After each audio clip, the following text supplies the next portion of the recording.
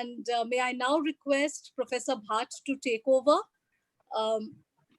And if sir has not joined yet, no, I have already, I'm there with you. You've joined, sir. We were waiting for you, sir. Yeah. Thank you very much. It has been a marvelous introduction. Thank you very much, Nandini. And it's a great pleasure for me to join the young group of scholars who have initiated this program, connecting the Indian diaspora with the issues related to the COVID-19. I hope I'm audible to all of you, right? Yes, sir. Yes, sir. Yeah, okay.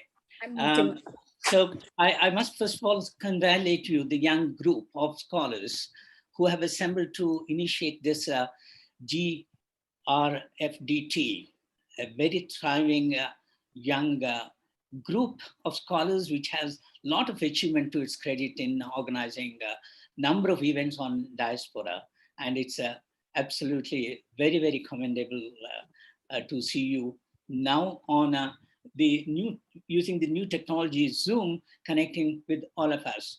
As some of the scholars who are to participate here have been trying to connect. I think they still have some snag. I think I don't see Mohan Gautam. I don't see a couple of them. Hopefully they will be able to join with some kind of assistance from the organizers. Hopefully they are in touch with these panelists.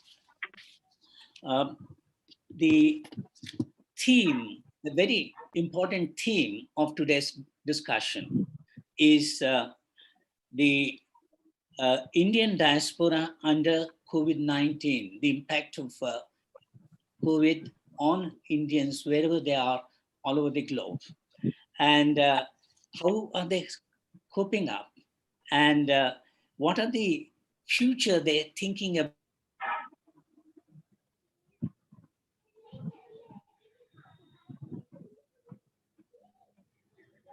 Successful.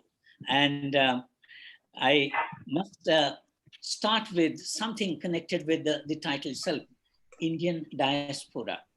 You know, diaspora is a term much debated. I will not get well into this because time is very limited. But certainly Indian diaspora is also a very highly diversified group of people. And I can see at least 3 of these streams which are very distinct from each other, because though we call them as the Indian diaspora, their articulation, their goals, their interests are very different. Now, very often we connect NRIs with the Indian diaspora. Yes, they are a kind of a diaspora in the making, but those who are NRIs and become diaspora, when they transform from the country of origin to the country of immigration, they become diaspora. So we have a NRI diaspora, a large number of them who have migrated from 1947 onwards, when India became free. You have these NRI diaspora form. But much before this, we have a huge group of Indians who have already left shores on their own or on account of some of the compulsions of life that they felt at that point of time under the British Raj. You have a huge community of people who was found almost in all corners of the world. And today they are twice migrants, their descendants are twice migrants.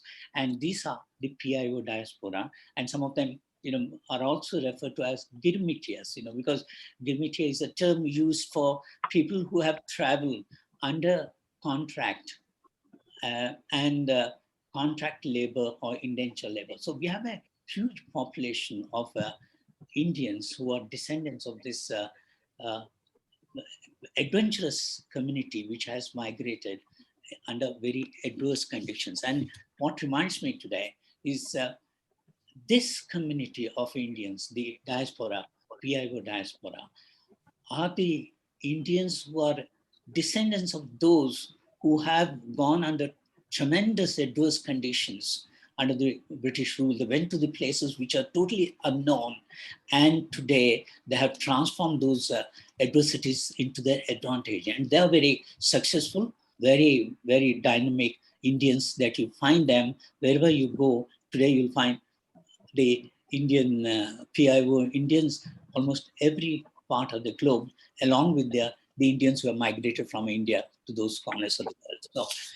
So from my point of view, I feel they will be certainly in a very efficient condition to transform the conditions that they are going through under COVID to an advantage in course of time. Take it as a situation of advantage, and wish all of them wonderful luck to overcome the problems that cause us a lot of trouble to all of us in the diaspora, in India and in the diaspora. Most of the panelists listed here would be in a better position to articulate issues connected with this Girmitia or the PIO diaspora.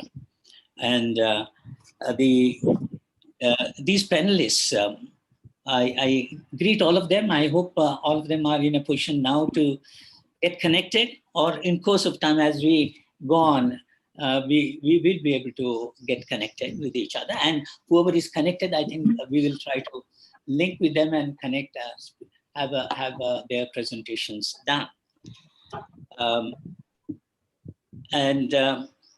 These specifically, the PIO diaspora is found almost from east to west, starting from the Fiji, where we'll be greeting them in the night now, because it's a night time for the people in the Fiji or in Australia. And on the other side, the New Yorkers, which is a good morning for all of those people who are in the Western continent. And we have a huge number of people, both these PIO diaspora on both the sides.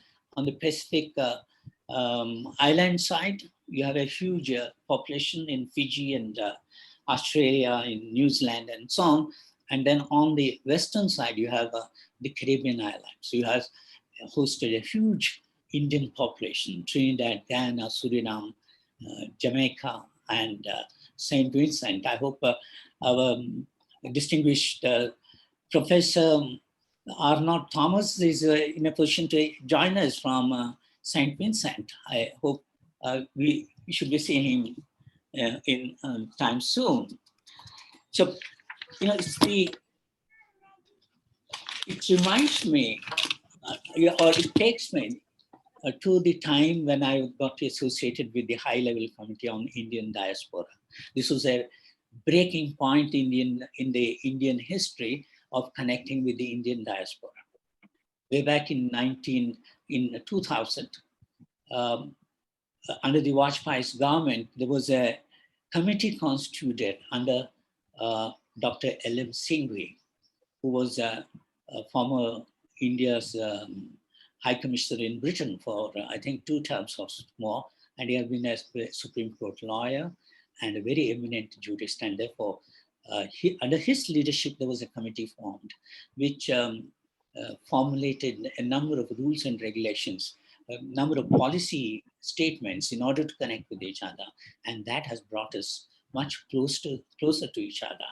Perhaps before 2000, when the policy was implemented, perhaps it went up to 2002 or so, and 2003 was the first Pravasi Bharatiya Divas celebration we had under L.M. Singhvi's leadership. I think that is the great connectivity we started, and it continues today. And I'm not sure, I had a privilege of meeting many of the Indian diaspora people, specifically from these PIO countries, at Benares when we had it in 2019. And I don't know under the COVID condition how long we have to wait for meeting of that kind, Pravasi Bharatiya Divas, in future. I look forward, of course. We are always hopeful and sure things should develop to our advantage.